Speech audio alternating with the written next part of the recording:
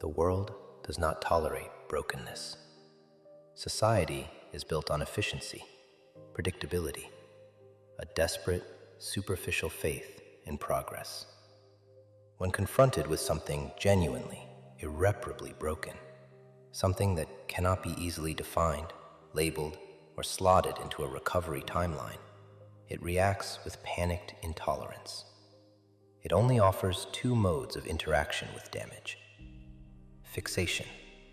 They will attempt to fix you. But this is not an act of kindness. Oh no. It's a means of restoring you to a state where you're useful, predictable, non-threatening. They offer platitudes, unsolicited advice, simplified solutions, viewing your complexity as a temporary malfunction, a loose wire they can tape back together. Their goal is not your peace. It's the restoration of the convenient, shining version of you they preferred. They must impose a narrative of healing because the reality of permanent damage, too unsettling to their belief system. And if fixation fails, destruction, erasure. When the damage proves too deep, too systemic, or simply too inconvenient for their limited emotional toolkit, they discard you. They destroy the connection, erase the memory, or actively push you further into isolation.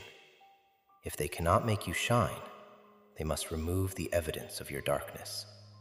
They cannot bear the weight of a broken thing that refuses to be mended, because it challenges their own perceived invulnerability. You become an anomaly, a failed product, and the only remaining option?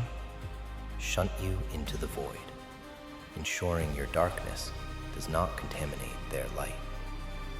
The necessity of hiding this internal wreckage stems from this dual tyranny. You keep it hidden because exposure invites either a condescending, futile attempt at repair, or worse, active spiritual abandonment. You learn that your deepest wounds are your most potent weakness. In a transactional, unforgiving system. Therefore, the moment of internal darkness mandates immediate camouflage. You learn to smile over the void, to present a functional facade, to protect the fragile wreck inside from the world's clumsy, annihilating judgment. You become the magic trick, the illusion. They see the assistant whole and smiling. They don't see the box, the one where you were cut in half and never quite put back together. Consider the concept of planned obsolescence in industry. A product is designed to be easily fixable or replaced when it breaks. When a component fails in a deeply complex, custom-built machine, one where the damage is internal and the parts are no longer manufactured, the corporation doesn't spend endless resources trying to fix the irreplaceable core. They declare it irreparable and scrap it. You, the broken individual, become that specialized, irreparable machine. The world, acting as the efficiency-driven corporation, demands you either quickly assimilate back into function, be fixed, or be completely discarded, destroyed. Because the complexity of genuine, enduring repair, too costly, too time-consuming. So you learn the rule: hide the damage, smile at the inspection, pass the quality control, or be thrown into the scrap heap. And the truly hilarious part? You get good at it.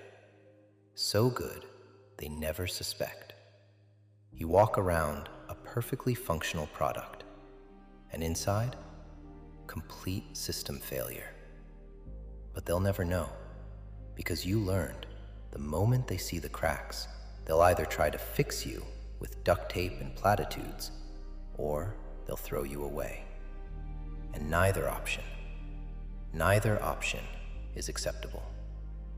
So you become the shell, the exterior that passes inspection, the smile that says, "I'm fine," the posture that says, "I'm whole," the words that say, I'm recovered.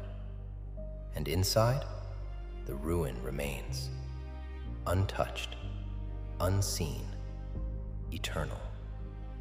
But here's what they don't understand. That ruin, it's not weakness. It's the foundation of something they could never build, something they could never understand, because they've never been broken. Not really. They've been scratched, dented, inconvenienced, but broken? Never. And that's why they'll never reach you. You're standing in the ruins of what you used to be, and from those ruins, you built something new, something colder, something they can see but never touch. And that's the real catastrophe. Not the breaking, but what you became after.